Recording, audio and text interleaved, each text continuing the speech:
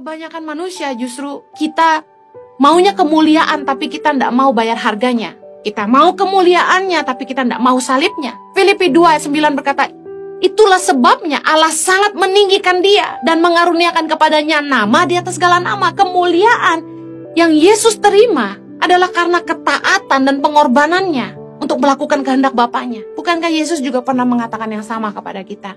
Bahwa setiap orang yang mau mengikuti Yesus harus menyangkal diri, memikul salib dan mengikuti Yesus. Tapi apakah kita hari ini sebagai orang yang mengaku pengikut Yesus?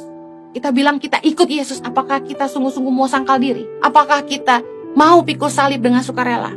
Bicara soal ketika kita harus bayar harga, kita bayar harga. Karena kalau kita sebut pengikut Yesus, dua hal yang kita harus lakukan, sangkal diri dan pikul salib. Apakah kita hari ini bisa menyangkal emosi, menyangkal daging, menyangkal keinginan duniawi kita, menyangkal nafsu kita, menyangkal keinginan kita akan harta, keserakahan, kesombongan, dan kita mau pikul salib, bayar harga untuk ikut Tuhan? Apa sekarang kita jadi orang Kristen, orang percaya yang hanya mau cari nyaman?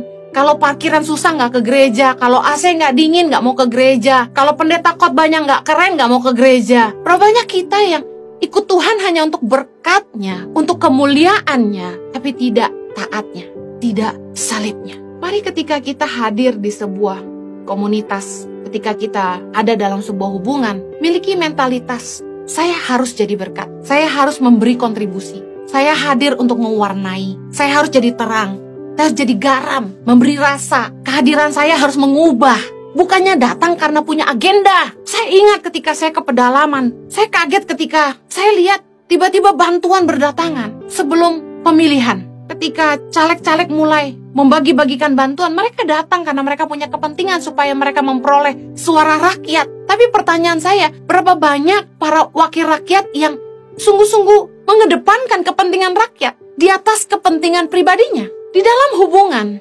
kebanyakan orang hanya mengedepankan kepentingan mereka lebih dari kepentingan orang lain. Tapi firman Tuhan mengajarkan kita, justru dengan tidak mencari kepentingan sendiri atau puji-pujian yang sia-sia. Sebaliknya kita dengan rendah hati seorang menganggap yang lain lebih utama dari dirinya. Yang artinya gini, kita harus rendah hati untuk lihat orang lain juga penting. Bahkan kalau orang tuh nggak rendah hati, dia nggak bisa lihat kepentingan orang lain. Justru orang yang tinggi hati merasa dia paling penting, dia yang harus didengar, kehadiran dia yang paling penting. Kita nggak akan bisa melayani kepentingan Tuhan untuk orang lain lewat hidup kita kalau kita selalu cari kepentingan kita. Ada orang-orang tuh yang selalu nanya, what is it for me? Apa untungnya buat saya? Ada orang-orang yang kalau nggak menguntungkan buat dia nggak mau lakukan, dia nggak mau ambil bagian. Kadang-kadang lelah gitu. Dalam hubungan tuh kita harusnya nggak selalu cari keuntungan. Apa sih untungnya buat saya? Tapi pikirin keuntungan kerajaan sorga. Kalau dipikir-pikir, saya ada di tangan pengharapan ini bukan untuk keuntungan saya. Malah ini jadi beban buat saya. Tapi yang saya pikirin adalah keuntungan kerajaan sorga. Bahwa anak-anak di Indonesia bisa mengenal Tuhan, mengenal kebenaran. Berdoa supaya setiap benih yang kita tabur bisa melahirkan pemimpin-pemimpin buat Indonesia yang takut akan Tuhan, yang cinta rakyat, yang berintegritas, yang memperjuangkan hak rakyat. Saya percaya dalam hidup kita, menjadi kaya itu anugerah, berkat itu bonus. Tapi hiduplah untuk tujuan yang lebih besar dari sekedar menjadi kaya, jadi terkenal, jadi besar, jadi hebat. Hiduplah untuk tujuan Tuhan dalam hidup kita. Untuk itu, kita mesti punya hati hamba. Hati hamba tuh gini, kita datang untuk melayani kepentingan Tuhan kita, bukan kepentingan kita. Dalam hubungan dengan sesama aja, melelahkan sekali ketika orang tuh deketin kita karena mereka punya agenda. Deketin kita karena mereka punya kepentingan.